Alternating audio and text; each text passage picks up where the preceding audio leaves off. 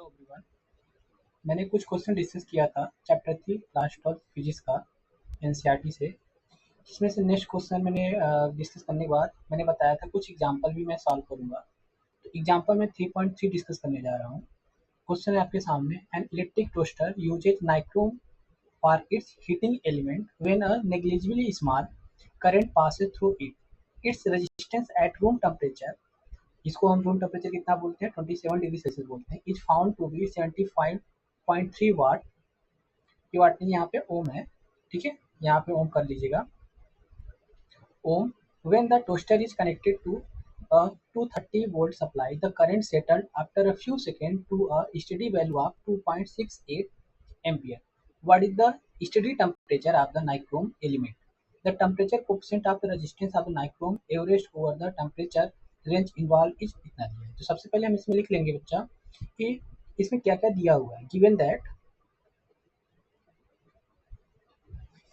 यहाँ पे कह रहा है कि एट रूम टेम्परेचर को मैं यहाँ पे क्या बोल दे रहा हूँ, टी नॉट बोल दे रहा हूँ, कैपिटल टी नॉट बोल दे रहा हूँ। यहाँ पर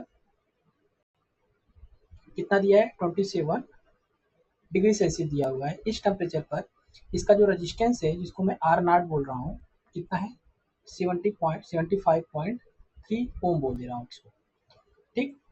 अब इसमें जो सप्लाई दिया जा रहा है, कितना दिया रहा है, वोल्ट की सप्लाई, 230 वोल्ट की सप्लाई दिया जा रहा है। उस समय इसका जो करंट सेटल हो जा रहा है, कितने का बोला, for a few second to a steady value of 2.68 ampere. तो इसके बाद जो करंट सेटल हो रहा है कितना, 2.68 एम्पियर, ठीक है।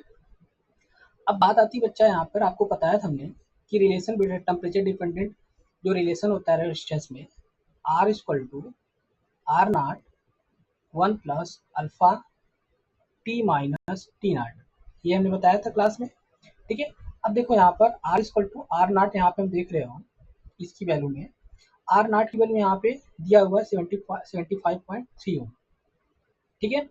अब यहाँ पे अल्फा की वैल्यू दिया है, अल्फा की वैल्यू भी लिख लेते हैं। यहाँ पर अल्फा की वैल्यू कितना दिया है, 1.70 इंटू 10⁻⁴ डिग्री सेल्सियस इनवर्स, ठीक है। लेकिन यहाँ पे आर की वैल्यू नहीं दिया गया है। अब फाइनल टेम्परेचर पूछ रहा है कि इस टेम्परेचर पर कितना what is the steady temperature of the nichrome. तो फाइनल टेम्परेचर मैं इसको मान लेता हूँ टी, ठीक।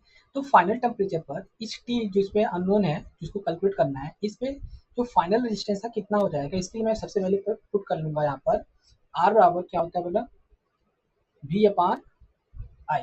ये सबको पता होना चाहिए अकॉर्डिंग टू ओम्स लॉ, ठीक।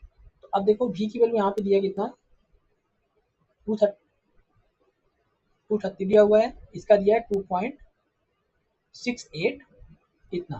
तो आर की वैल्यू जब इसको डिवाइड करूंगा तो मेरे पास मिलेगी वैल्यू ये लगभग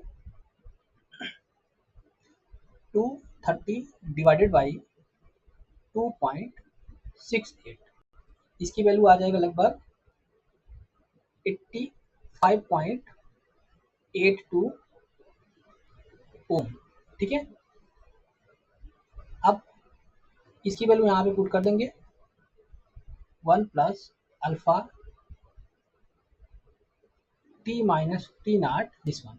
आर की वैल्यू यहाँ पे निकाल लिया है 85.8, इसको इतना ही लेके चल रहे हैं, ठीक है वैल्यू। अब आर नॉट की वैल्यू यहाँ पे दिया है क्वेश्चन में 75.3 ओम, 1 प्लस अल्फा वैल्यू कितना दिया है यहाँ पर 1.7 इंटू 10⁻⁴, टी की वैल्यू मुझे निकालना ही है, ये दिया है 27 डिग्री सेल्सियस, ठीक है। तो इसको डिवाइड कर देते हैं, ये हो जाएगा 85.8 upon 75.3 equal to 1 plus 1.7 into 10⁻⁴